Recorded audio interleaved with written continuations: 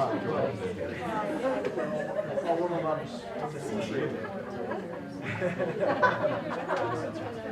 warmest place in the world.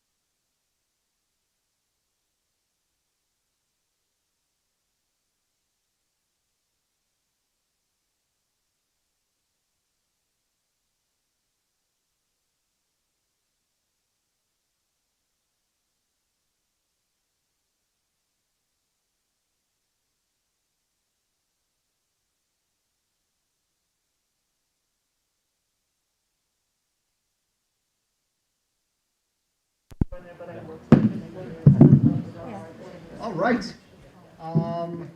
First of all, some thank yous. Thank everybody for coming out. It is super nice to see faces in person. We weren't quite sure whether this was going to come together in person, and I'm super glad that it did.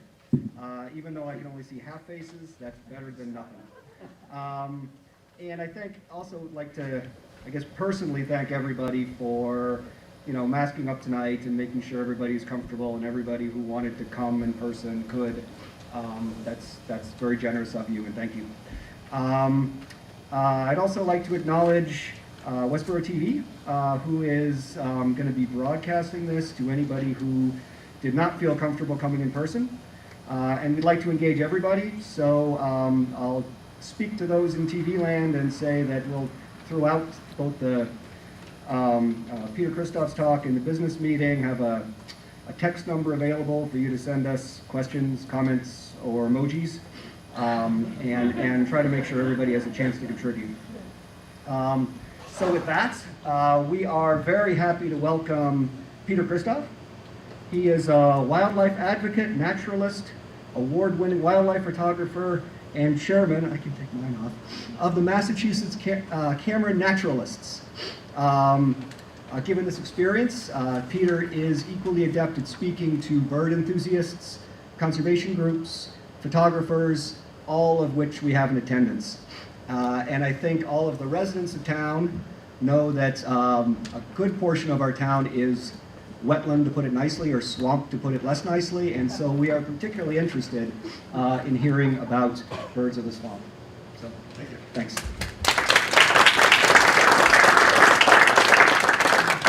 And greetings from the Lancaster Land Trust in Lancaster, Mass, where I live and where I am a member. You ready? Yep, I'm ready for the lights to go down. Yeah. So I totally appreciate what you guys are all doing. Great, okay. I can see. You guys can all see my screen. Yes. I want to thank Janet for inviting me to come. And I want to apologize to everybody for having to wait extra 15 minutes. I was so excited to be speaking live, because I haven't spoken live in 15 months, that I forgot my iPad at home. I called up my wife, and she was in the car, and she brought it here to me tonight. Okay, I guess I'll use the microphone. Is that better? Or can you guys hear me like this as well? Microphone's good. Microphone's better. Microphone. Okay, I'm going to try to stay close to the microphone here. Okay, so tonight my talk is about birds of the New England swamp.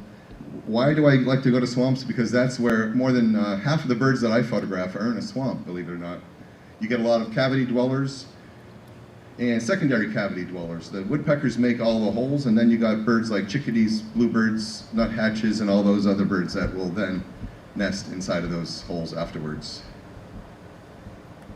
So this is a picture right here of a green heron, and it's a juvenile. We can tell it's a juvenile because it has the white feathers on top of its head. And this is one of my favorite pictures because we also see the reflection of the juvenile as he's looking at himself. Why do I like to go into swamps? Like I said, that's where the birds are. This is Curly, Larry, and Mo. These are baby green herons photographed a couple of years ago up in Maine. I don't do a lot of traveling up to Maine. Most of my traveling is in Massachusetts. But for this, I went up to Maine. I was looking to speak at a library up in Maine. And when I was handing out my business card, I noticed these green herons in a pond right next to the library. Another bird that you often see in the swamp is the belted kingfisher. However, if you've ever tried to get a photograph of one, you notice they're always flying away from you. They are very skittish. So this one was photographed from a photo blind on Cape Cod. And this is a female belted kingfisher because it has the brown belt or belly band across the chest. This is a little blue heron. We don't have a lot of little blue herons around. This one was photographed in Gloucester near the coast. But to get a photo like this of Jeremiah, who was a bullfrog, you need to become as unobtrusive as possible, and that sometimes means going right down into the swamp, where you can stay still and the birds won't notice you so much, and get those close-up, intimate photographs of the birds. Just about every swamp that I've ever been to has woodpeckers. They don't all have pileated woodpeckers, but quite a few of them do. This is a pileated woodpecker. This one is a male. We can see the red feathers on the mustache. And a lot of swamps will have your flickers. The northern flicker is a variety of woodpecker that doesn't have the woodpecker in its name, but it is a woodpecker. It lives in the tree, but it eats mostly bugs off of the ground. Maybe you see them in your front yard eating grubs or worms off the ground. And this one is a male. We can tell that because it has the black mustache. These birds seem to be making a comeback in Massachusetts, the red-headed woodpecker. Looks like someone dipped them upside down in a red can of paint and pulled them out. These are very beautiful birds. I've probably seen 5 or 6 different red-headed woodpeckers in the last 5 or 6 years, so they are becoming a little more common than they used to be. And the male and female look exactly the same as each other. A lot of swamps will have your great egrets. This one was in Sterling, Massachusetts, at a place called Muddy Pond. Anybody been to Muddy Pond in Sterling? Yeah. It's a great place to go and visit for a variety of birds. If you can't find great egrets there, you'll definitely see them if you go towards the coast more. The wood duck, I think we should call the rainbow duck. It is so colorful. One of my favorite birds. Also very skittish, just about as skittish as the belted kingfisher. Usually when you see them, they are swimming away or flying away from you. And this is the male who is the prettiest of the 2 sexes between the wood ducks. Eastern bluebirds are common at a lot of swamps that I go to. They nest in the swamp in the tree cavities made by the woodpeckers. And the male is the more colorful one when it comes to the bluebirds. The hooded mergansers are pretty interesting to see, especially when they have their hood up, or you can see that big white spot on the top of their head. This is the male. And believe it or not, they can catch pretty good-sized fish. Wow. And it did get this one down. I guess they have the ability to stretch their mouths apart to swallow the whole thing. So in this presentation, I'm going to talk about what I think it takes to be able to see and photograph birds in a swamp. Patience, persistence, and perseverance is the most important of all, above your camera gear. I'll give photographic tips throughout the talk, and I will give tips on finding birds. Is there a way that we can raise up this microphone a little bit? Where's the gentleman, Chris? I feel like I'm going to be stooped over. Maybe there's an extension on there? Or is that just how it is? Okay. Perfect for me. Thank you. So in a lot of the ponds and swamps, you will see the swans. This is a mute swan. You won't hear it.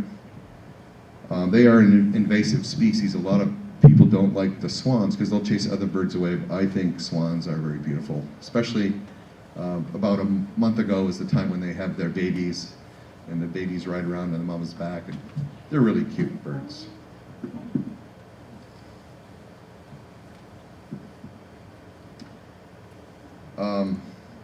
So a lot of swamps will have great horned owls. The great horned owls like to nest in the former nest of a grateful heron or an osprey, because the owls don't build their own nests. So this is the great horned owl with two owlets in the background. These birds have already hatched. Most of the great horned owls hatched and fledged about a month ago. And so have the barred owls and screech owls. Next up, the eastern bluebird. I got up one morning in the middle of winter and decided to capture a photo of an eastern bluebird with a berry in its mouth in a snowstorm.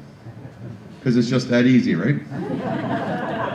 Actually, this one took a lot of planning, and I had to go all the way back into October of the previous year, where I decided to build a photo blind in the swamp. I built a photo blind at the swamp because I knew that's where the birds were. And when I was done, I could peek out through the window in the front and on the two sides, and I could get photographs of birds pretty close because they would not see me as a threat or as a predator. And as I began taking photographs through the window, I saw things like the red-bellied woodpecker that nested in one of the dead trees right in front of my photo blind. This one has got some grubs. It's going to feed the baby. This I had no idea was going to happen, but sure enough, a pileated woodpecker decided to nest in my swamp too. So I could get photographs of the pileated woodpecker. Here it is feeding its babies, flying in. We don't often see these beautiful white feathers on the pileated woodpecker unless they are in flight. So it's nice to see them in flight. They have quite a large wingspan. That is the northern flicker, yellow shafted variety. Who knew that we had two varieties? But out west, in the western half of the United States, they have the red shafted variety. You'll see the red tail feathers on their northern flickers. And I saw that happen 2 years ago when I was out west. So it is true. They do have different colored flickers in different parts of the country. So because I had a photo blind, I was able to get close-ups of the wood ducks that didn't see me as a threat. They didn't even know that I was there. That's the male wood duck, beautiful bird. The eastern bluebird has caught himself some kind of maybe a small grasshopper or something like that to take to its babies. Here we have JetBlue cleared for a landing. One of the tricks to photograph birds in flight, if they're tough birds to photograph, is to pre-focus on the place that you anticipate they're going to land. So in this case, I pre-focused my camera, pressed the shutter button down halfway, and waited for the bluebird to land on the perch, which he did. And then when the bluebird comes into the same plane as the perch, then you get that bird in focus. Nuthatches are a lot easier. They don't give you any trouble photographing them. This one came to my swamp that I have there in Sterling. And also the yellow-rumped warbler came to get a drink or take a bath there in front of my photo line. The common yellowthroat is a tough bird to photograph, actually, because they like to stay down low in the brush. I've seen a couple lately. Some of them hang around and nest. They're very cool birds with their little black masks on, looking like a robber. A very tiny little bird is the house wren. And the wrens, these little house wrens make very funny, buzzy, chirpy sounds, so they're easy to spot. And they're one of the smallest birds you'll see at the swamp, and they'll always have their tail bobbing or sticking up in the air. Very cute little bird. The reason I chose the swamp where I did The reason I chose to put a photo blind in the swamp that I did is because there already was an active heron rookery there with 8 nests. So when it came this time of year, actually right at exactly this time of year, if you go to a swamp that has herons, you will see teenagers. They are just about this size right now.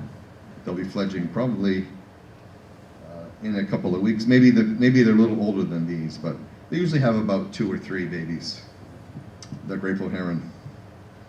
And I was fortunate enough that an osprey moved into my swamp, and it took over the nest of a grateful heron and added its own branches. So we have like a reverse foundation going on here. Notice the branches on the bottom are smaller, the branches on top are larger. Because the osprey brought in larger branches which it can carry and put them on top of the smaller branches of the grateful heron. During the winter time, the pond or the swamp froze over, and I put a sunflower seed out on the ice to see what the chickadee would do. Chickadees don't know how to skate on ice, so the chickadee did a pass, it flew over, looked at that seed, it wanted the seed, but it didn't know how to capture it, so carefully it walked out on the ice, very cautiously, and sure enough, chickadees can ice skate. There's proof of it right there. They're not very good at it, but they can do it. So since it was winter time, I was able to get quite a few pictures of the chickadees coming in to eat the pine nuts that are there.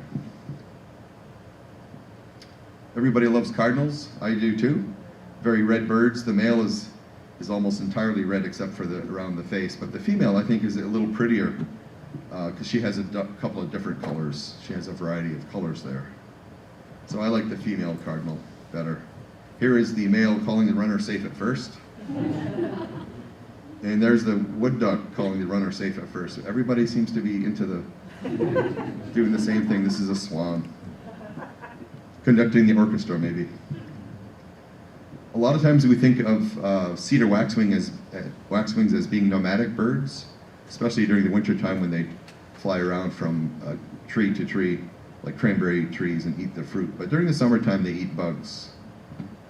So I happened to have a flock of cedar waxwings that hung around at my flock all summer. And I was able to get photographs of them from the photo blind. There's a picture of me carrying my gear, and people look at this picture and they say, wow, he must be a millionaire because he has all that equipment. But in fact, I'm a millionaire. And if you want to get into bird photography, you can become a millionaire too. You can either have money or you can have a camera, but money doesn't take a good picture of a bird. So I built my little photo blind. It only cost me $600, and that allowed me to get a lot closer to the birds, get some intimate photographs, bluebirds, wood ducks, and stuff like that. People often ask me what kind of gear I have, and right now I'm using a Sony A9. I've been using Canon before that. And I have a 600 millimeter, which allows me to get fairly close. It looks like I'm close to the birds when I'm actually not.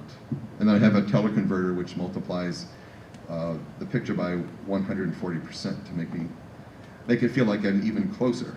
So when I take a picture of a bird from far away, you're gonna think that I was right there next to the bird. This is a barn swallow, photographed at a Audubon sanctuary in Marshfield, Massachusetts. And there is another barn swallow in black and white. One of them is telling the other one that wants the perch, get off my perch. During nesting season, which happened about a month ago, the birds started nesting. Now they're having babies already. But nesting season was pretty cool because you'll find especially woodpeckers excavating their nest, spitting out the wood chips. It's a pretty cool photo. This bird went down into the hole and you could hear it pecking, then it would come up about every 5 minutes and spit out a load of wood chips. So it gave me many photo opportunities. So a lot of the woodpeckers will do that. The chickadee, on the other hand, will not spit out a mouth of wood chips. He will come out with his wood chips and he'll fly about 20 or 30 feet away and dump them on the ground and then go back to his nest. Does anybody know why a chickadee might do that behavior? Yes? Yeah, so to make it hard to find the nest, so if there's a predator like a raccoon or a snake or something, and they see the wood chip flying around, they're not going to see the nest right away because it's 30 feet away from that. Great horned owls and barred owls will do the same thing. They won't cast their pellets right from their nest. They'll fly to another tree. I call it a casting tree. They'll cough up their pellets away from the nest to fool the predators. When I'm out looking for birds, I like to look for natural framing when I take my photographs. like we see here with the great horned owlet. This one had fledged the nest, and when I went back to look for it the day after it fledged, I couldn't find it. You know, sitting in its nest, I looked all around for 2 hours, and finally, I looked straight up over my head, and there he was, looking down at me. So I like this picture because it has the nice natural framing of the oak leaves.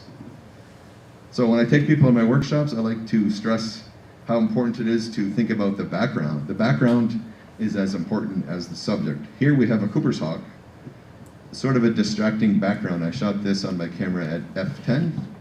If you try this again at aperture f4, you have less of a distracting background. f10 gives you more depth of field, but quite often you don't want all that depth of field. You want a shallower depth of field like this. So all the emphasis is on the bird, and the background is soft and out of focus. They call that good bokeh. So this one has better bokeh, and the detail now is on the Cooper's hawk. A lot of my photographs that you see that I got up close were taken that I was able to take them because I was laying down on my stomach or laying down in the mud. And the birds don't see you as a threat or a predator. And you also can make some good camouflage t-shirts that way. Just ask my wife when she does the washes. Where were you, laying down in the swamp again? So when you're down in this, on your stomach, you get pictures like this. The spotted sandpiper's on a perch, and the other side of the swamp is a half a mile away, so I'm going to get a nice blurry background with the spotted sandpiper. Same thing here with the ruddy turnstone. I'm laying on my stomach. The ruddy turnstones would not let me get this close if I was standing up. They say, well, who's that guy with the camera? But if I'm laying down, they don't see me as a threat. Same thing here with the wood duck. This is a female wood duck. And if you look closely, you can see that she has like, looks like she has little teeth. Those aren't teeth. There's another name for them, which I can't remember, but they certainly help her grip the food that she's after. The wood duck does not eat fish, but it likes to pull out the weeds and stuff that are under the water, the vegetation. So I was able to watch this green heron for 20 minutes because I was laying down in the swamp and did not see me as a threat. When you're down there, you can get some nice pictures of reflections that you would not otherwise get when you're at the water level. This is a greater yellowlegs. I like the way the reflection came out here. And sometimes it's not about just the reflection of the bird, in this case the wood duck, but the reflection of what is in the water around you.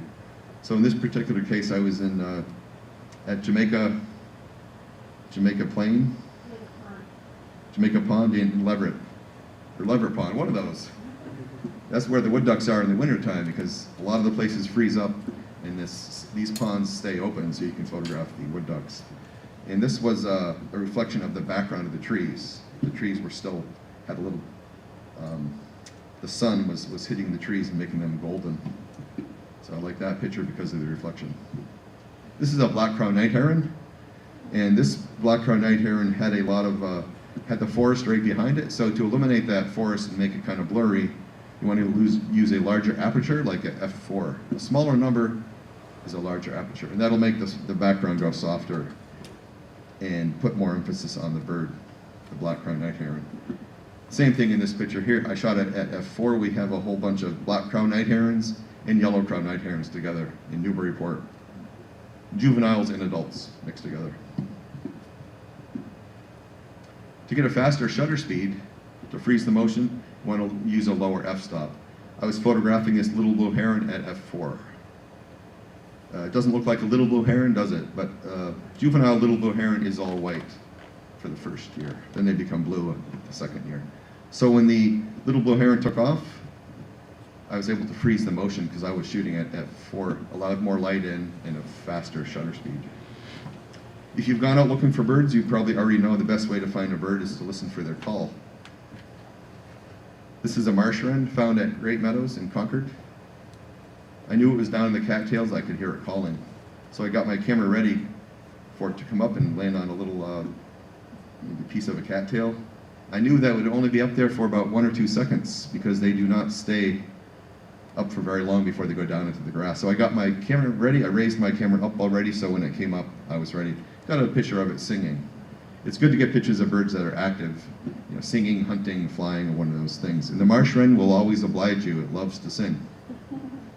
I also like this picture because it has diagonals that we like as photographers, and it has nice muted background, soft background with a little bit of blue and green going on. So if you can get your background farther away, it's going to give you a better shot. Same thing with the scarlet tanager. I found this scarlet tanager because I heard it calling in the woods. Once I learned what a scarlet tanager sounded like, it was about 8 years ago, I started learning more bird calls. I found 8 scarlet tanagers in one summer, and I realized that they were always there. I just didn't know what they sounded like. Once I learned what their call was, aha, there's a scarlet tanager. You look up in the treetops for it, and you'll see that little splash of red. So that's the way to find birds, is listen, train yourself to learn what they sound like. That's how I found the pileated woodpecker in this hole.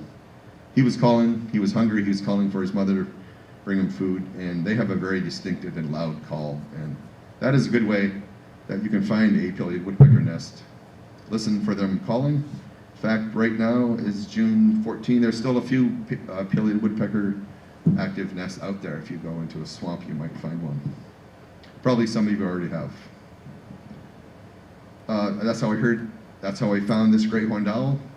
In a pond, I heard it calling from far away, and it kept calling about every 5 minutes, and it led me to where the great horned owl was. And the barred owl was also hooting late in the afternoon, and that's how I found the barred owl. So listen for the calls of the birds. Shooting birds in flight. It's going to be easier if you have a non-busy background, as opposed to having a forest behind you where your camera's going to have to hunt to determine what you want to photograph. So if you can get a non-busy background like a sky or the reflection of a pond behind your bird, it's going to be much easier for you to focus on it, because there's only going to be one thing in your viewfinder, which is your bird.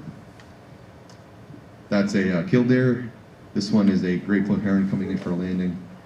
When there's nothing else in the picture, your camera's easily going to photograph or focus on that bird. Same thing with the pileated. Another tip to photographing birds in flight is, if you anticipate that they're going to fly, focus on them before they take off. Press the shutter button down halfway. Then when they take off, you got half of your job done. You already have the bird in focus. You're not trying to get it in focus afterwards or find it in your viewfinder afterwards. Same thing with the osprey. No, actually I did this one a little differently. Instead of focusing on the incoming osprey, because there were a lot of sticks in the area, I focused on the osprey on the nest, waited for the mate to come in. That's the male coming in with a stick, the female is on the nest. And when that mate came into the same plane, then I took the picture of the osprey delivering a stick to its mate. I actually thought I had a fish. Sometimes you see that bird flying in, you say, oh, it's got a fish, and you start firing away, and all it did was have a stick. So this was during the nest building process. Here's another example of how you can photograph bluebirds in flight. Focus on the stick ahead of time. If you use a fast shutter speed, say you're going at 1/2000th of a second, you can freeze the motion of just about any bird, even a hummingbird. So I've frozen the motion of the snowy owl here because I was photographing at 1/2000th of a second. And you can achieve that on a sunny day. It's going to be a lot easier to get a faster shutter speed. If you don't want to freeze the motion, in this case I like this picture better because the killdeer has a little bit of motion blur in the wings. So this suggests movement. Where the other one, we don't know if that's moving. We could have just hung it there on some wires. But this one, that's what John James Audubon did, by the way, when he painted all of his pictures. All those birds, he had put wires in their bodies to pose them for his pictures. So this one, you can see the motion happening in the wings of the killdeer, because I photographed this at 1/500th of a second. It's a little more challenging. You have to pin with the bird and stay focused on it. But the motion blur effect, it's actually not an effect, it actually comes that way out of the camera, is going to be better. So swamp essentials, especially during when it's warm, wear sandals in the swamp. That's what I do. I go out, it's going to be muddy quite often, or going to be flooded. This is at Great Meadows in Concord. Has anyone been to Great Meadows in Concord?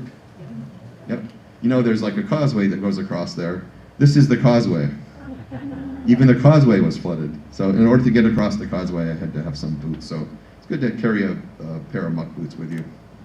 when you're going out to the swamp. If you have a pair of waders, like a fly fisherman might use, those can come in handy to help you get down and submerge yourself in the swamp so you are less obtrusive to the birds. When you are as unobtrusive as possible, then you can get more intimate photos of the birds that are around you. One time I went to Mystic Lakes in Woburn. I waded out into the water in my shorts and t-shirt. There's a picture of me in the water. That's not very clean water, by the way. I learned after being in there for 45 minutes waiting for a picture I was going to take. But it was worth it in the end because the black crowned night heron came in and landed 30 feet away from me on this little stump that I wanted. Right before sunset, so I got all the light that I wanted. I got the red eye happening. And that one paid off. That one was an actual photo that I planned ahead of time. A lot of my photos, I don't know what I'm going to get when I go out during the daytime, but once in a while I make a plan and it works. Like using Google Earth. Using Google Earth to find a swamp does work. If you look down on Google Earth and you see a patch of black or a patch of dark green, that indicates there's going to be a swamp. So I went to this place on the border between Harvard and Ayr, where this swamp was. And I parked my car at this spot right here, the little yellow spot. And I wanted to see how many birds I could find around me at this one swamp.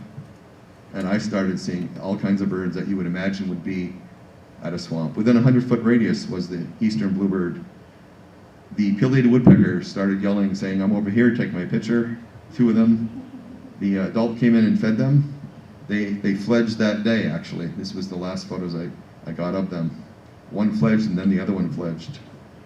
The downy woodpecker came and it had grubs in its mouth, so I followed it and it went right to its nest. That's a good way to find birds' nests if you see them with grubs or insects that they are not eating or swallowing. They're going to take them to their babies. Watch where they go to. A hairy woodpecker, red-bellied woodpecker. The great blue heron was there, of course. And as he went through the territory of the red-winged blackbird, the red-winged blackbird was not happy and attacked the great blue heron several times. In fact, landing on its back. You can see the great blue heron has caught a fish and just continues on his way, even though the red-winged blackbird is going for a ride. So they don't seem really concerned with what the red-winged blackbird is doing here. Then I learned, this was a couple of years ago, I learned that chickadees are cavity dwellers. Lucky for me, a Baltimore Oriole flew in and showed me where his nest was, brought a grub to feed the babies. It's very hard to photograph Baltimore Oriole babies because I can't get my camera down in that basket somehow.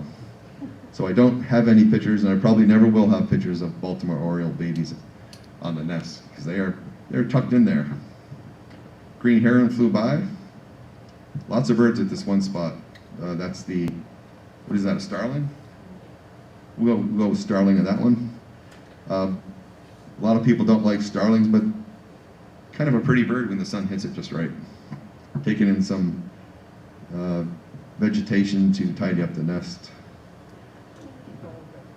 I like to look for baby birds, and this is the time of year when you're going to see them.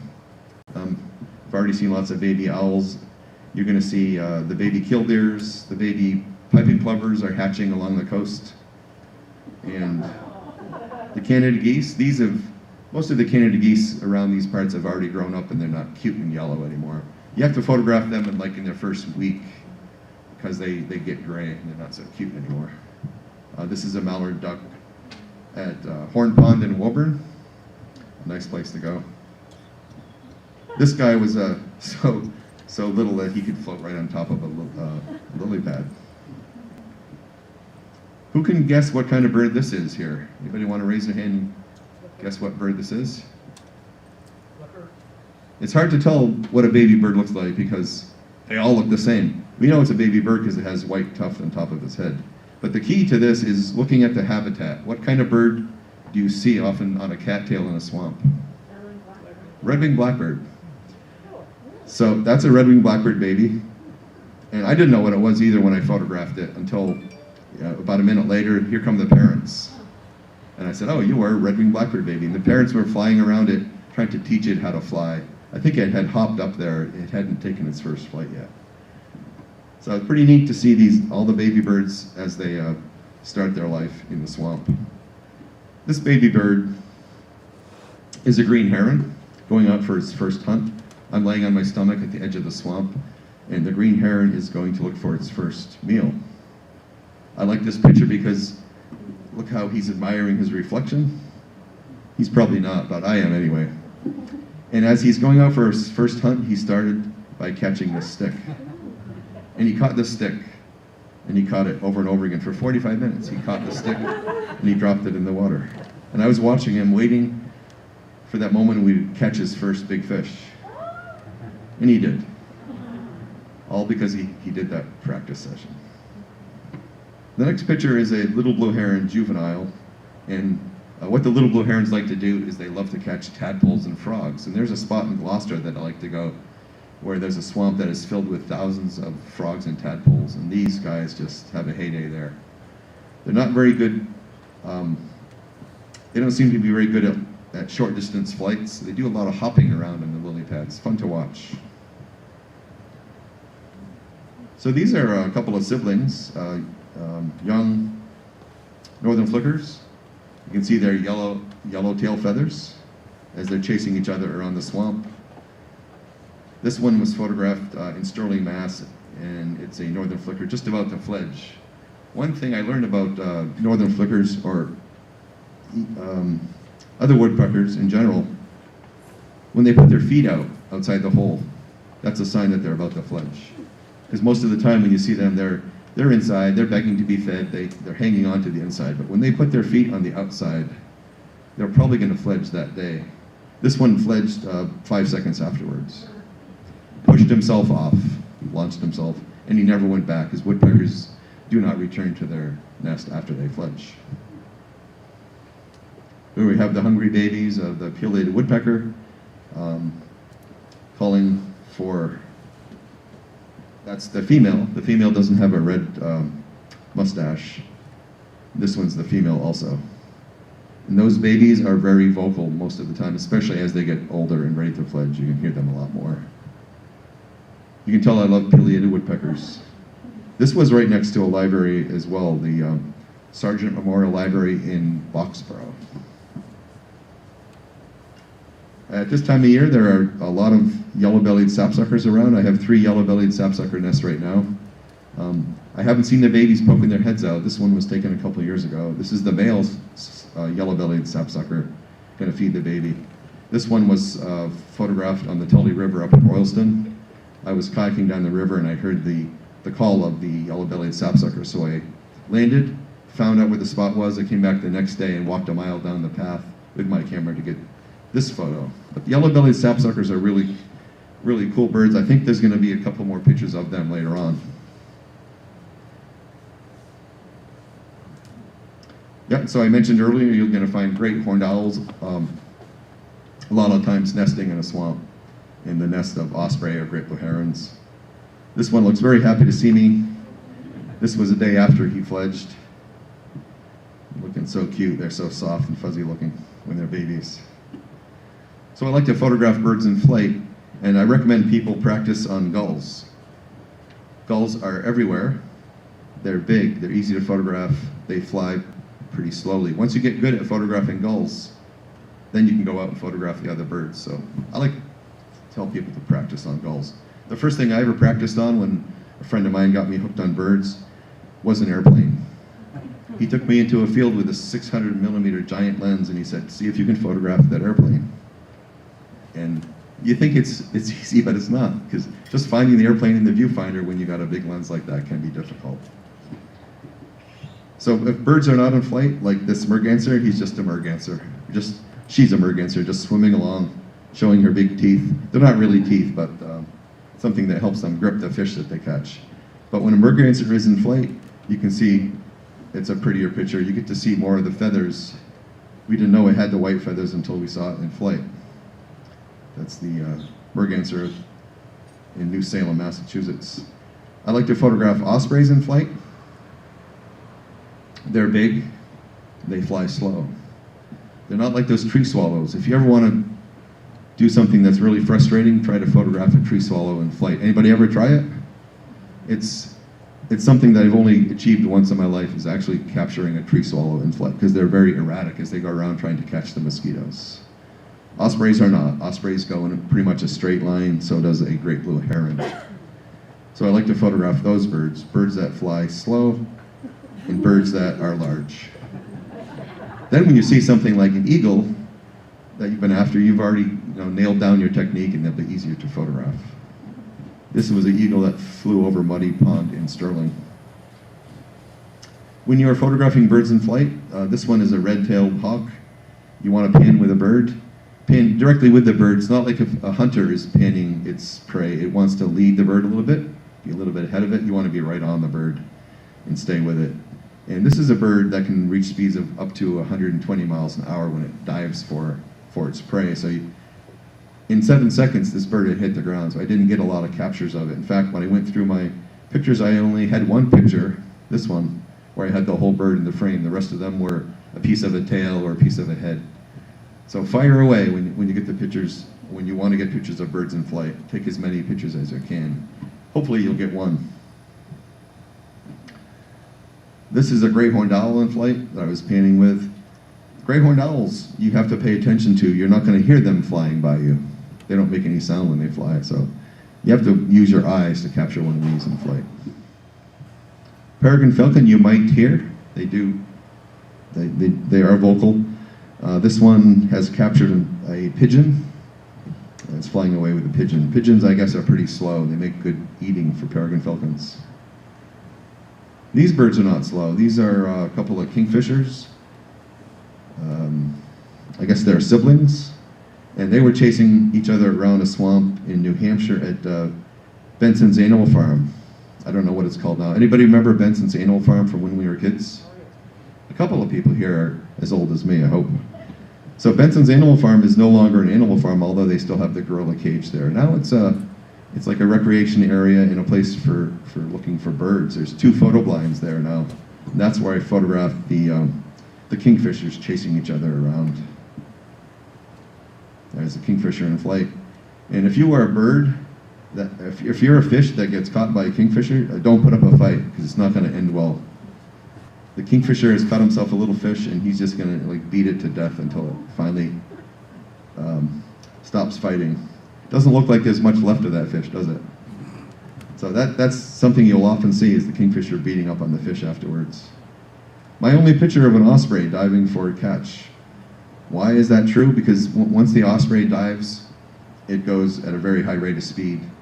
And it tucks its wings in, and it folds its talons back, and it goes straight down to the water to catch the fish. So if you want to get a picture like this, you pretty much have to be on the bird and spend time focusing on it, and just be there at the right second that it happens to dive into the water. An easy bird to photograph is the great egret. The great egret came to Muddy Pond, and as far as photographing goes, you're going to get a lot more pictures of a great egret catching fish, because they catch small fish. So they have to capture maybe 10, 20, 30 fish in a day, whereas a great blue heron maybe only have to catch 2 or 3 large fish in a day. So more photographic opportunities with the great egret. This red-winged blackbird came right at me. I didn't set out to photograph this red-winged blackbird in flight. It would be hard to do. It happened to be on a cattail, and I was photographing it when it flew at me, and luckily I stayed on it as it flew right past my head.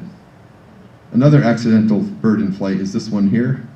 Do we have anybody that wants to take a guess to what this bird is?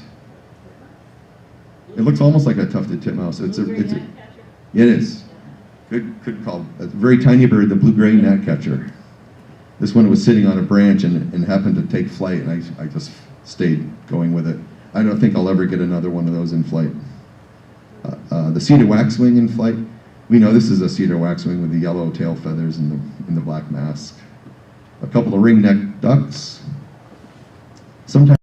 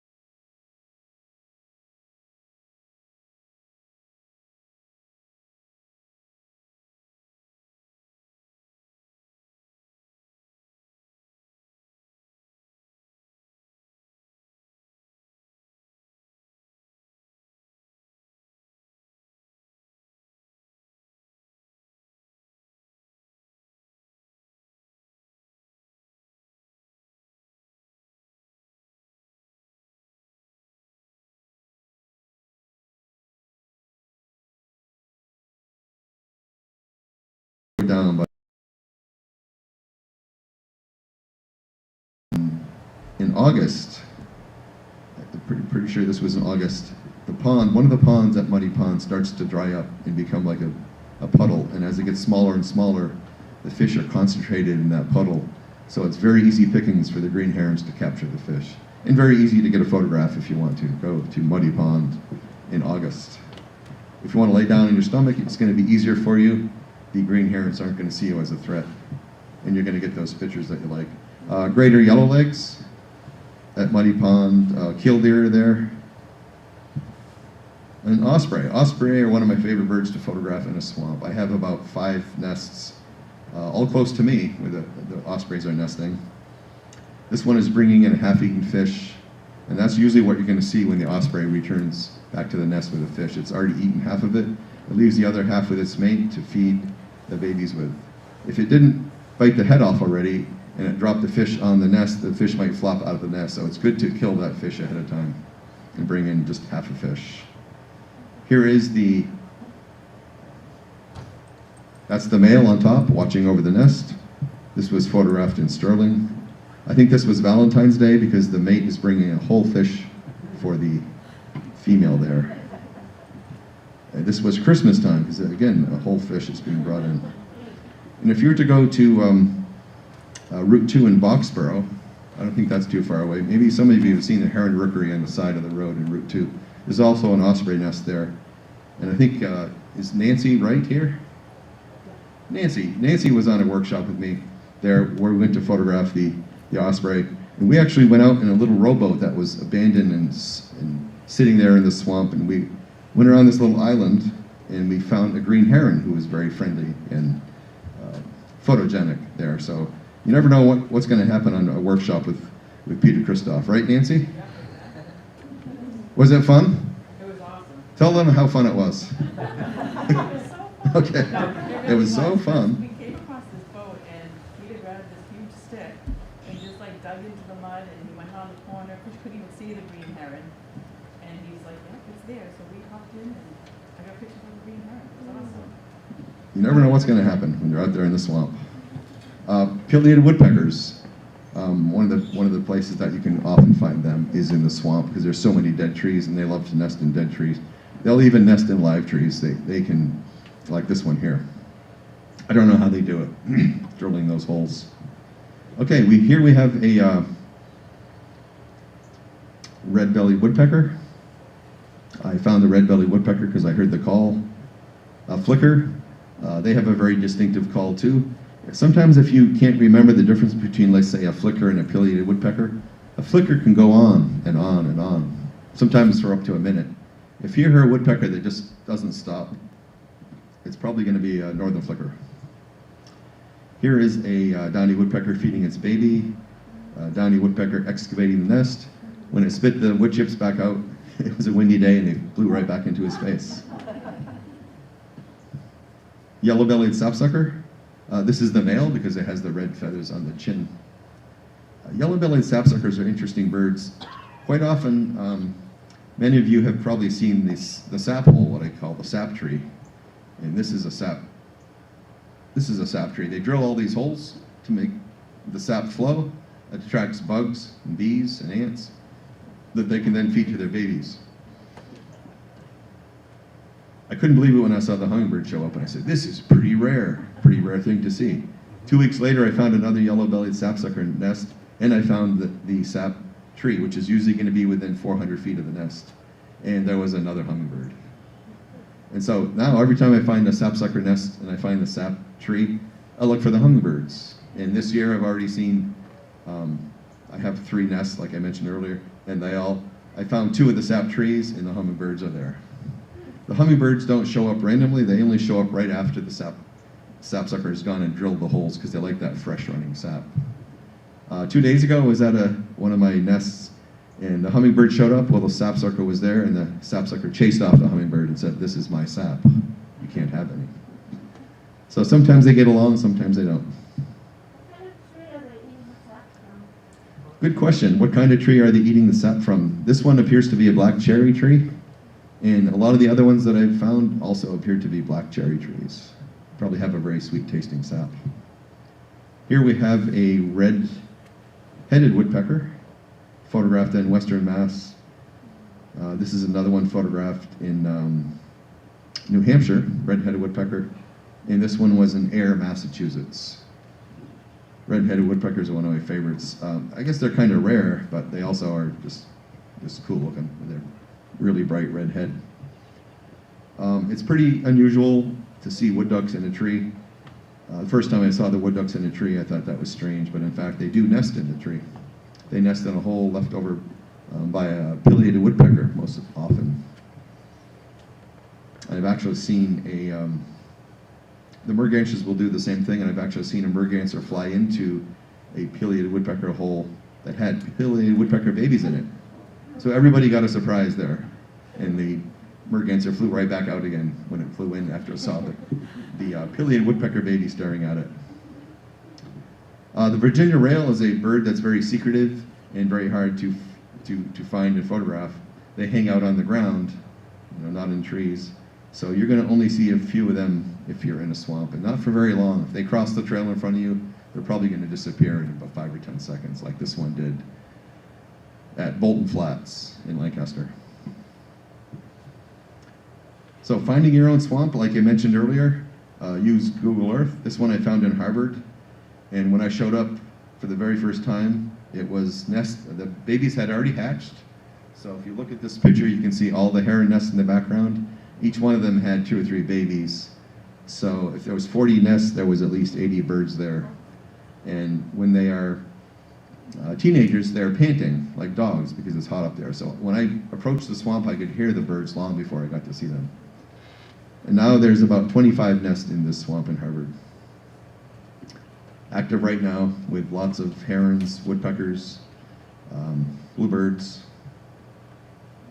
That's what the swamp looked like. If you zoom in on your swamp and you see this, you look at the top of the trees, you see those little bumps. That's a grateful heron nest. So that's when I get excited, is when I look at a swamp and I see those trees with the nests on top.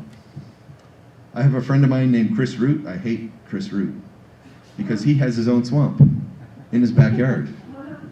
He gets up in his pajamas and goes out in the backyard and gets to photograph this. Someday I'll have my own swamp. This was photographed in a photo blind in Marshfield. The little mallards sitting there with their mother, and they didn't notice I was there because I was in the photo blind. So if you have a photo blind somewhere near you, take advantage of it. You're going to get some pretty nice pictures. Then the mother duck decided to hop off and left this little guy Herbie all behind by himself. And I like this little guy because he's pretty cute, and he's going to be the last slide here for my presentation. So I was very excited that you all came out in person to my first in-person meeting. I want to thank you all for coming, and I put up on the screen a telephone number that you can call into if you are watching on Westborough cable TV. You can, there's someone in the back is filming. So you can call into the number there, 508-667-8646. I think, Christopher, you're going to answer that phone. Yep. So you can call in. Christopher will take your questions, and you can ask questions if you're watching from home. The rest of you, can you turn the lights on for me again? The rest of you, I want to thank you for coming to my talk. You've been a great crowd.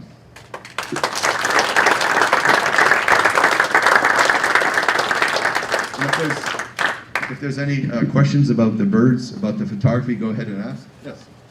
Just a couple of questions. When you have you're setting your f-stop to like f4, are you just using aperture priority, or are you doing complete manual setup? I use aperture priority for all my photographs, so because I want to determine my aperture and my depth of field.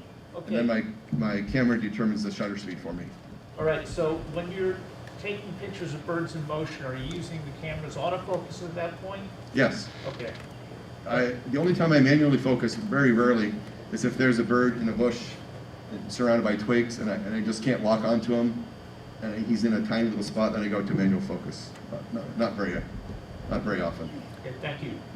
A question right next to you? The lady with the blue shirt, did you have your hand up too? Okay. Anyone else? Yes, sir. What ISO do you normally use? Yeah, the ISO I normally use is about 1,000. That's a pretty good range for me. If it starts to get dark, towards the end of the day, if I'm shooting owls, I go up to 2,500, 3,200, because my camera can handle it. But a lot of cameras, if you have a point-and-shoot camera, you really don't want to go that high. If it's a sunny day, I'll shoot as low as ISO 400, 200, so I don't have as much grain going on. Yes? How do you keep your camera dry? You're winding down, kayaking, you have a special... I don't kayak because I'm nervous about falling in and ruining my camera, but when I'm laying down on the ground, I prop the camera up on my elbows so my camera doesn't ever just get in the mud. And if it's a rainy day, I have a sleeve for it that's made by a camera manufacturer that covers the entire camera and lens. I don't shoot in the rain very often though, if I can help it. Yes, in the back? Just kind of like a practical question. What do you like? Do you use gallons of bug repellent, or what do you do for that? That's a good question. I get bit a lot. I have a lot of bug bites on me, tick bites, and they itch a lot. I got one right here under my belt. Mosquitoes don't bother me, but the ticks, they itch for like a month. So what I've done since then is, I'll give you a commercial for LL Bean right now because I'm wearing LL Bean pants and shirt, and I'll tell you the most expensive clothes I ever bought were this $100 pair of pants and this $100 shirt, or $94, and they're pre-treated with permethrin, is that how you say it? Yeah. They come that way from LL Bean, that's why they're so expensive, but you can use them for 70 washings. So I bought a pair about 2 years ago from LL Bean, and I said, I'm coming back tomorrow with these clothes. If they don't work, I'm going to return them. I went to the most tick-infested swamp I could find. It's in Lancaster. It's called the Blood Forest. I know I can come out with like 10 ticks there easily. I went to the Blood Forest, and I came out with no ticks, not a single tick. So I never returned them. I bought a couple more pair. So I recommend the pants from LL Bean. I don't put a lot of bug spray on me. I should put more bug spray on me. Before I continue, I wanted to mention, I did bring some copies of this book with me. This is called The Art of Bird Photography. It's my third book. It sells for $32.95, but all of you that came tonight, it's $22.95, $10 off. And it has a lot of the pictures that you saw tonight are in here. I also share locations where I went to photograph. All the birds in here, I share the locations so you can go and interested in photographing the same birds as I do, and photographic tips throughout the book as well. So I will have those available during the break. I think there's going to be a break right about now. Peter, I have a question. Yes. Can you please explain how a workshop day works with you? Because I have gone on 3 or 4 with him, and they are astoundingly fabulous. But maybe just walk through, for anyone who's a serious photographer who's interested in this, it might be nice just to walk through what they can expect. Yeah, so the workshops, we start at 8 o'clock in the morning, and we meet in Lancaster, Mass. And we go until 4:30. We have an hour for lunch. I provide transportation, professional instruction if you want it. We go to all the spots for the birds. If it's winter time, we go look for screech owls and snowy owls. If it's a different time of year, we look for different birds. The last couple of workshops I did last week and this week were yellow-bellied sapsuckers, indigo buntings, ospreys, great blue herons nesting, and whatever birds we can find. So we do like a spring workshop right now. And I've done owl workshops with him, and the question is always, what do you do if we don't find an owl today? And he will find the owls. There has not been once that he hasn't found an owl when we've been out, and it's usually multiple, so. The owls are out there. Fascinating. So I don't think there's any more questions. There's one more. With all the great shots you've already gotten, is there something exciting that you're still looking to get and you haven't? On my bucket list, yes, there is. I want to get a picture of a baby wood duck jumping out of its nest in a tree. Oh. I've seen them on the internet jumping out of nest boxes. I want to find a nest I've never found a nest yet. And if I find that nest, then I have to wait there every day for the hatching day, because they jump out the day after they hatch. So that would be my nemesis photo. Peter, do you follow Littleton? I don't know if it's Long Pond, there's some site in Littleton. Dustin Neal. Dustin Neal has a couple of, Yes. probably about 10 or 12 out there. Yeah, he captures them, they're amazing. Yeah, he probably has some photos of them jumping out of the Yeah, box. he does. He posted them Yeah. last year. Yeah. Okay. Yes. How did you first get started in photography? What got you into it? I bought a camera in February 1999 to photograph my daughter when she was born. To photograph her growing up. So when I ended up with that camera, I decided I would start photographing birds as well. So that's how I can remember. That's how I can remember the date that I got my camera. Yes. So like, some of these pictures are spectacular. All of them are. Okay, go ahead. But like, when you picked one out of, like, is it like 10 pictures, 100 pictures, 1,000 pictures? Like, to get each one of these shots, how many pictures are you thinking? Yeah, let's go to a shot like of a bird in flight to see how long. That was just a lot of waiting. That's the Virginia rail. I probably got 5 shots of that, but it was a lot of waiting. So some of the shots are waiting around forever, and then sometimes if it's like a bird in flight, I might take 20 or 30 shots of it as it's flying along and pick the best one that I like. So I do take. I'll go out some days and come home with like 600 or 700 photographs to go through. Ansel Adams would go out and just come home with one, just take one picture because he was that good. Nancy goes out, Yes. she has over 1,000. We did have a question on YouTube from Westborough TV from a viewer asking what your favorite time of day is to take photos. My favorite time of day is in early morning. That's when the best light is. And the birds are hungry. The baby birds are hungry because they haven't eaten. So you're going to get a lot of action shots of birds. They're hungry and their babies are hungry. So morning is the best time. Okay. All right, let's thank Peter again.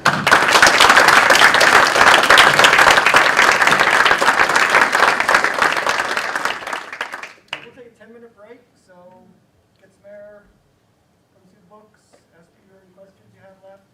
Let's try to reconvene at 8:30, and we'll get everybody out of here by 9. The next part's fun. Awards. How do I turn this off? Just so I don't.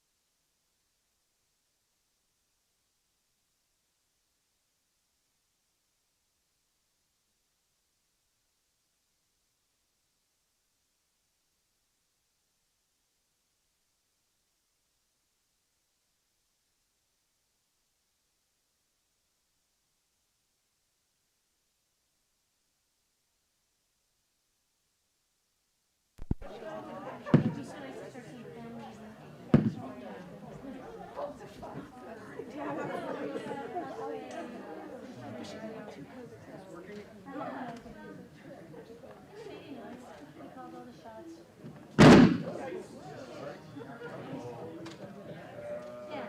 Yeah.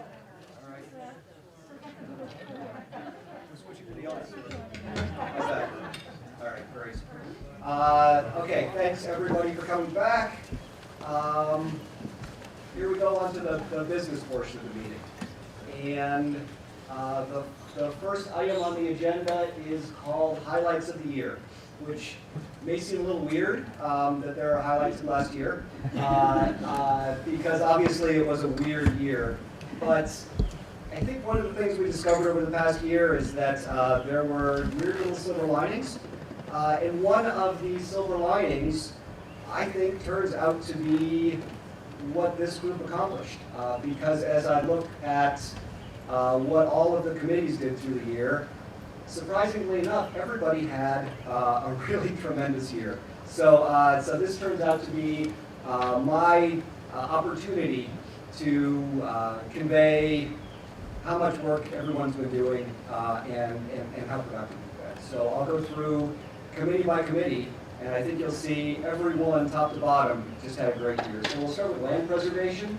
And so this is really the core of our mission, to protect open space and promote its use. And these are the contributors, including a new member, Rob Connor, just joined the committee. I don't know if Rob's here, but welcome. So what happened in land preservation? So I think most of us know this was a big year because the town acquired and protected 2 significant parcels of land in town, which, as long as this is the most land that I've seen protected, certainly since I've been around the land trust. So the Zwicker Farm, or the Zwicker Farm Conservation Area, as it's now called, is down off of Belknap Street. And I think this was really the kind of the epitome of how the land trust should work, right? So this land was acquired because our land preservation committee had a long-term relationship with the owners. We worked on a plan for protecting the land, collaborated with the town and the town committees, who brought a motion to town meeting to the citizens, who all got together in a pandemic and voted to acquire and protect this land, right? So it was this great collaborative effort among land trust, the town committees, and the citizens of the town. And you'll remember at that same town meeting, the town also acquired the Daybreak property on Eli Whitney, which was sort of a 2-part victory for us.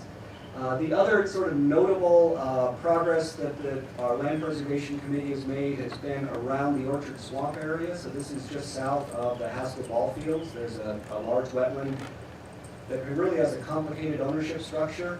And they've been working with several of the landowners in the area to protect parcels in that area. So that's actually gone quite well in this active area. So for those of you that don't necessarily immediately share my excitement over these parcels of land, I just wanted to put it on a map to show you what a big deal I think it is, right? So here we have a map I hope you're familiar with from our website, essentially the Charm Bracelet Trail System. The Zwicker Farm property is down here off of Belknap Street, right, strategically located next to Sandra Pond. And the Daybreak property is located just north of our Jackstraw Brook property. This is the Orchard Swamp area that I pointed out up here next to Sawlink. Right, so not only are these really sizable properties that in and of themselves you would be happy to visit and hike around, but I think you can see how they're placed in a way that's almost contiguous with land we already have, and these could really have the potential to contribute to the contiguous trail loop, the Charm Bracelet, that we've been working on for 20 years. So this is super exciting. If you are interested in visiting these properties, right, we in the town haven't been able to get out and make official trails and signage yet, but our education committee is on the job, and we already have 2 events planned for the fall where you can tour these properties with someone who knows their way around. If you don't want to wait until the fall to learn about certainly the Zwicker conservation area, I'll point you to our friends at Westborough TV. If you just go to their website and search for Zwicker, you'll get 2 videos. The first one is a nice video that's a combination of drone footage of the property, as well as the dedication ceremony that the family and town put together recently, and some clips of a longer, really fantastic, almost hour-long interview with the matriarch of the 100-year-old matriarch of the Zucker family, who talks about the land and the farm and life in Westborough. So I thought this was another nice collaboration where both the land and history of the land is preserved. On to education, which was another committee that really had a great year. So education's goal is, again, to promote land preservation and use of the land through community outreach, and it's a very active committee led by Janet Anderson and several really long-term contributors to the Land Trust. So this was kind of a weird year for education, right? Because this is the group that generally puts on monthly, almost all in-person events through the year. And of course, that came to a screeching halt with the pandemic. So what this group had to do was adjust everything. So what they came up with was a series of some in-person events. These were all really carefully planned. They were advertised to keep the numbers relatively low. They made sure people were distant and wearing masks. And were able to put together a series of events that we sponsored and organized, as well as some co-sponsored events that allowed people to get outside in a safe way. So that was one victory. The second major victory from this group, as always, was the Earth Day cleanup. Right, so this has been going on for forever, as far as I'm concerned. And it was always an in-person event where everybody gets together and they get their bags and they just, they depart and pick up trash around town in April. And this is now the second year in a row. Since it happens in April, we've hit the pandemic twice already. And that's led Janet and company to turn this into, instead of a one-day event, a week-long distributed effort with an online sign-up, thanks to Rachel Radin. And that instead of decreasing participation, we ended up with a record number of participants this year. We ended up with 300 volunteers that filled 250 bags of garbage and apparently a tire. Just an amazing success that was an organizational victory for that group. In addition to those sort of in-person events, of course, there were a number of virtual events, and this turned out to be a bit of a silver lining as well, because I think we all learned that some of these events were incredible. They were all successful. Some were really successful, and successful because we started to reach pockets of the town or communities in the town that we don't normally reach with a hike. Right? So one of the most exciting events we had was put together by Nancy Wright, which was a photography contest earlier this spring. So this was all online. We got over 130 photos entered in the contest. Nancy arranged to have a panel of professional photographers judge them. And then we had a Zoom virtual meeting where the judges explained photography judging, talked to the entrants about the judging, and all of that was broadcast on Westborough TV and still exists there, along with a slideshow of all of the entries and entrants. So that is there for you to continue to enjoy. In the winter, we all got to take a tour of the tropical Galapagos with Gary Hessler virtually, which was a big relief for the winter. And finally, the virtual event that's still going on is being put together by Amy Reed, which is a Facebook-based wildflower hunt around town. So this is a neat event. It's part contest and scavenger hunt. It's part education, because Amy knows everything about flowers and she's sharing a little bit with us. And part citizen science project, because when you find flowers, Andy knows that those flowers still exist in town.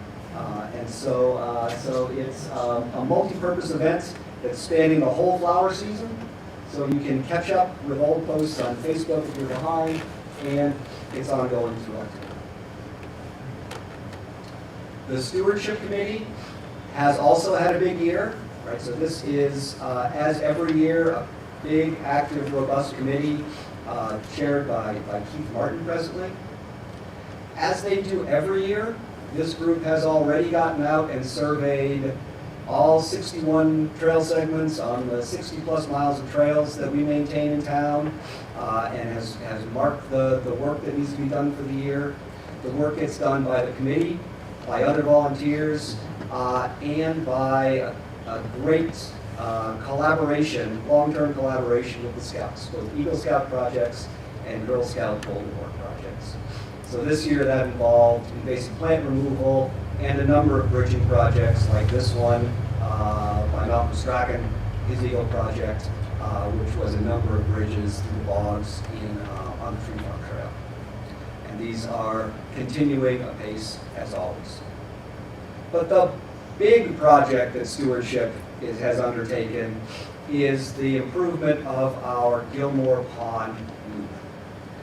And this is in the second year, we're in the second year of a 2-year project, which is supported in part by a Mass Trails grant, with the goal of making this beautiful little loop all persons accessible. Right, so the plan, which is some percent done, over half done, will have compacted stone dust around most of the loop, which is going to be accessible to wheelchairs, walkers, strollers. Along the rougher parts, there's about 250 feet of boardwalk, wooden boardwalk, and bridging.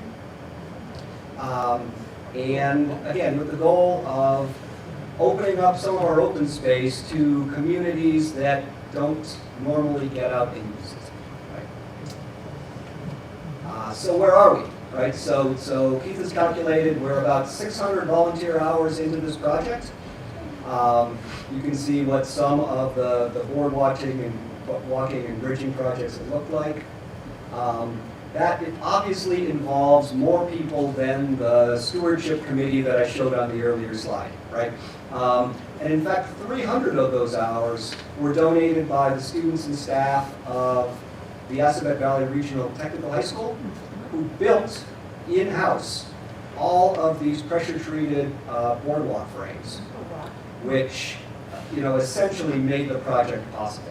So the land trust volunteers can haul these sections where they go, level them, and deck them. In addition to the students of Assabet, I do want to point out a number of folks that aren't official members of the Stewardship Committee, but have donated a lot of time and expertise to this project on the weekends.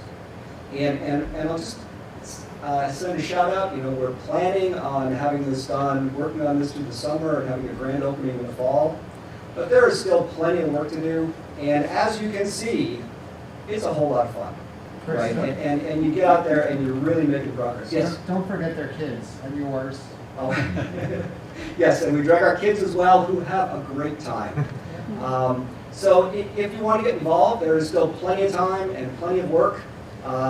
You don't have to write this down now. The appropriate emails are on the website. You can email stewardship and get Keith, or president at and get me, and we'd love to have help. And you don't need to be a carpenter or an engineer to contribute. All right, so the membership and outreach committees are also, in fact, you could say, are essentially the lifeblood of the organization, because they bring the community, they bring volunteers, and they bring you all here, right? So these are two committees, outreach and membership, that I'm sort of lumping together at this point. There are some sort of quantifiable metrics of their success, right? So we know that we are right on pace with our normal year for memberships.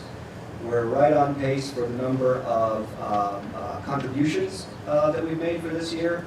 But there's actually been a lot going on behind the scenes that isn't evident in the numbers.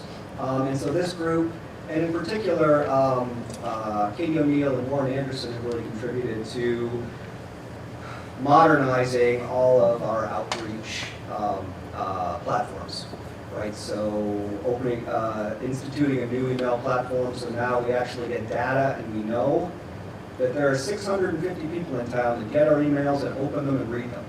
Right? So that's pretty good reach. As we have modernized, we've been able to link this email list to our Facebook page, so when your friends say, I want to get on those news emails, they can click this button on the top of the Facebook page and sign up. So definitely tell all your friends to do that. And if you're younger than 30 and you don't know how to use Facebook, we have an Instagram account as well. So follow us however you want. So that's the summary of our highlights. I hope you'll agree that the Land Trust has done a pretty amazing job through a difficult year, and I want to thank everybody who's been involved in that.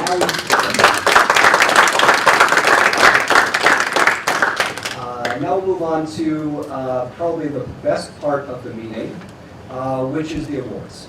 And so for the scholarship awards, I'd like to introduce someone who needs no introduction, Annie Reed, longtime member of the Land Trust, longtime member of the Education Committee, author of more than 250 nature notes that you can read online, current organizer of the Wildflower Hunt, and most relevant, the founder and chair of our Stewardship Committee, to introduce the Stewardship Awards. I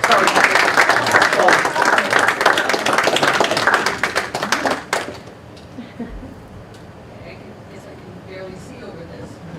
Is this working? No. No. Oh, sorry about that. Is this working? No. No, this one. Okay, I guess it is working. Hold it a little. Okay, well, I'm happy to once again be talking about scholarships. As most of you know, the scholarships are awarded to the winners of our Earth Day essay contest, which is held at the high school.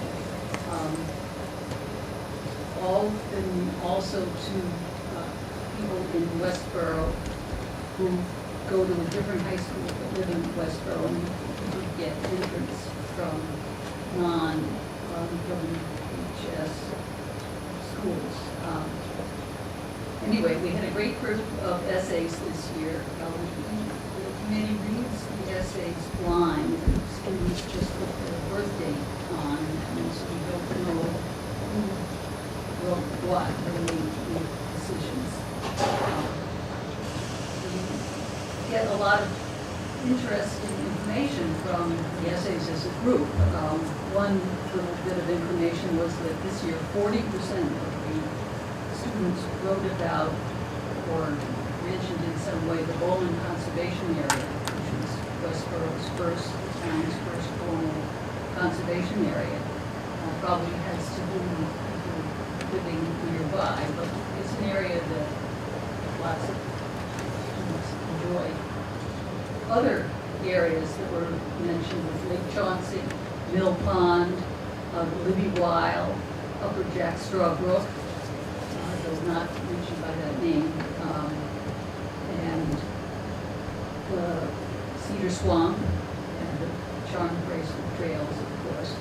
So it's good to know that students and young people are getting out around down to all the areas that we have. I just want to thank the committee, Chris Allen, Janet Anderson, Lisa Greenwald of Gibbon School, and Joe Sanders of Mill Pond School, and myself are on the committee. And this essay contest and the scholarship program has been run since 2006, and so altogether we've given 26 scholarships and 26 honorable mentions. And with that, I would just like to ask our current scholarship recipients, Lila Ahmed and Colleen McGrath, to stand for a round of applause.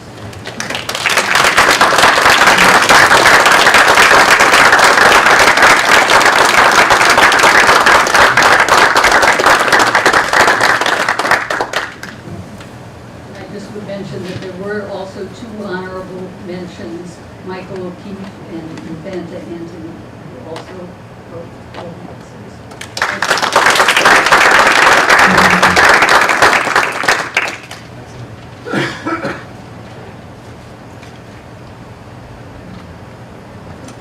All right, our next recognition is the President's Award.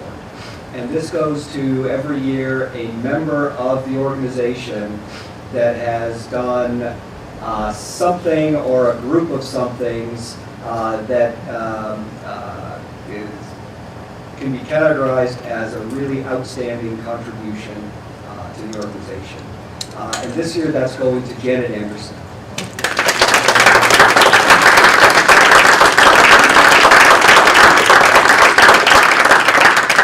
I think we all agree that Janet could have won this probably any of the last 5 years for what she's done for the Education Committee. But this last year was the real challenge that required, let me put it this way. Any of the years since she took over as Education Chair since 2016 required organization and creativity to put together a full slate of educational activities throughout the year. That is throughout the year and throughout the seasons, right? Think of what you're going to do in the winter, right? And they always do it.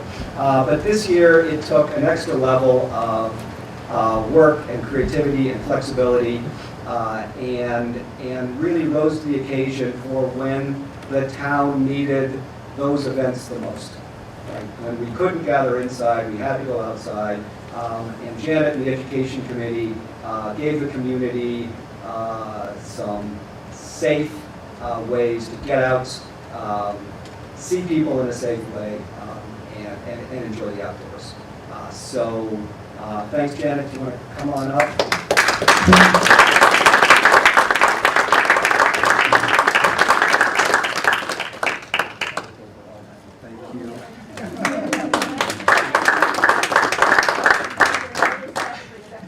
I want everybody to applaud for Chris as well.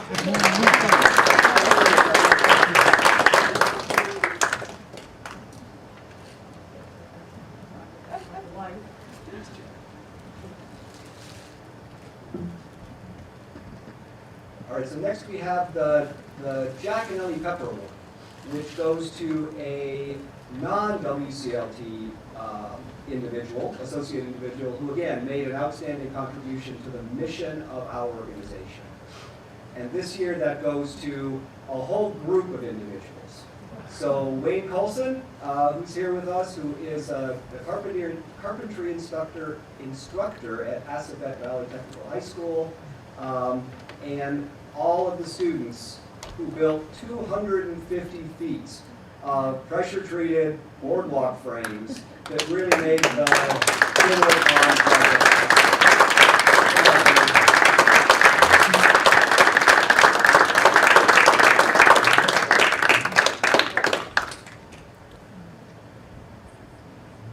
I hope you can hang this in the shop. Thanks a lot. Yes. That's much better. All right, thank you.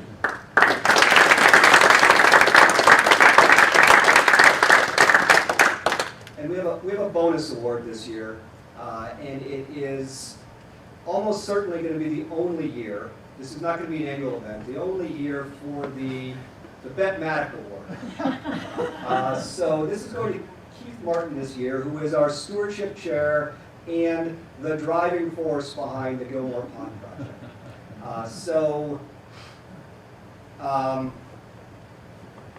Right, so what has Keith done? Well, the first thing Keith has done is he taught me that this is called a matic. And the second thing he did that's related to this award is really taking on the Gilmore Pond project as his second job. I think he must work 5 days a week on this, whether it's organizing or engineering or ordering or working,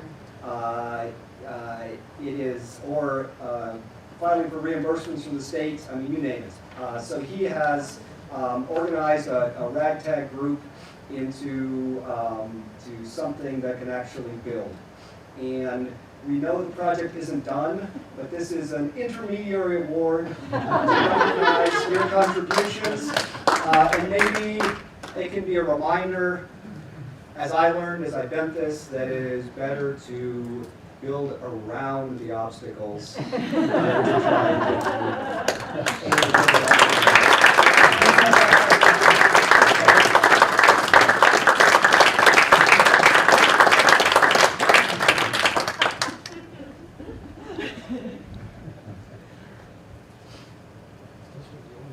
All right, so the next order of business is our financial report.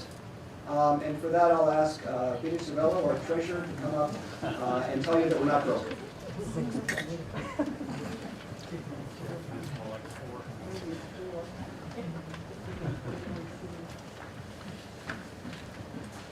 Good evening, everyone. Just in your packets, you'll see the profit and loss for Westborough Community Land Trust, comparing two-year comparison from June to June 2020 to 2021. You'll notice in the packet we're doing well. So our total income for the year has decreased slightly due to interest rates. A lot of our cash that we have on hand are held in CD instruments. Interest rates have come down significantly, so that has actually decreased our revenues. However, with the annual appeal, the membership dues, and the support of all the members, our donations were actually higher over the last year. Our expenses have stayed steady, still giving out our scholarships, as Annie had mentioned before, and there were a few less expenses this year due to some outside services of appraisals, as well as some live program and speaking costs for the year.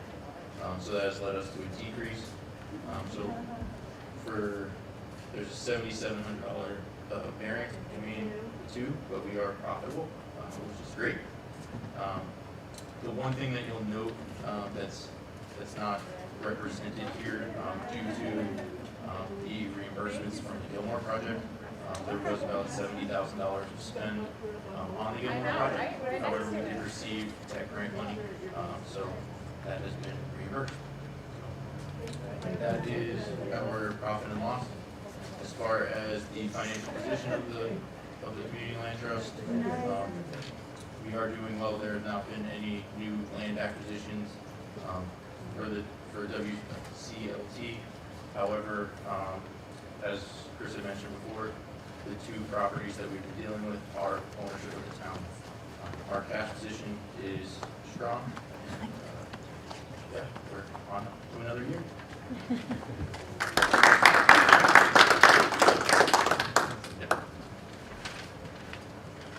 All right, and the last order of business is the membership vote for new board of directors terms and officers.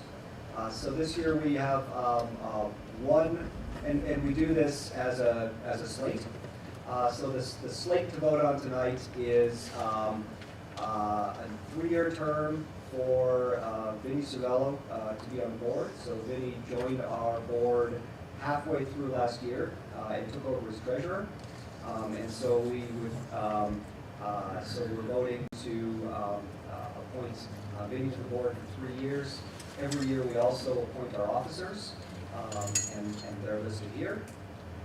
And so, if I understand my rules of order, I would need somebody to move to approve the slate of officers and a 3-year term for Vinny.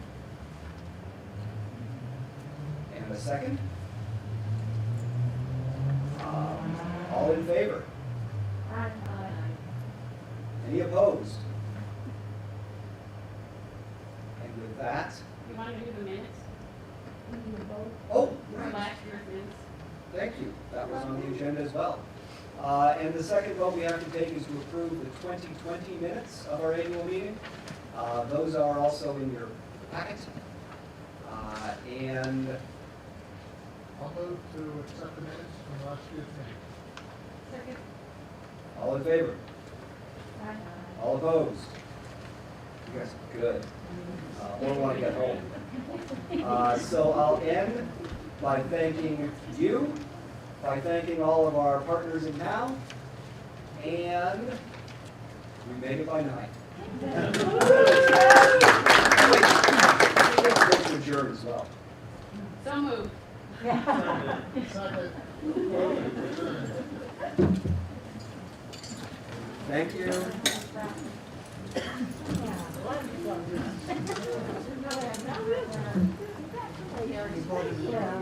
Yeah.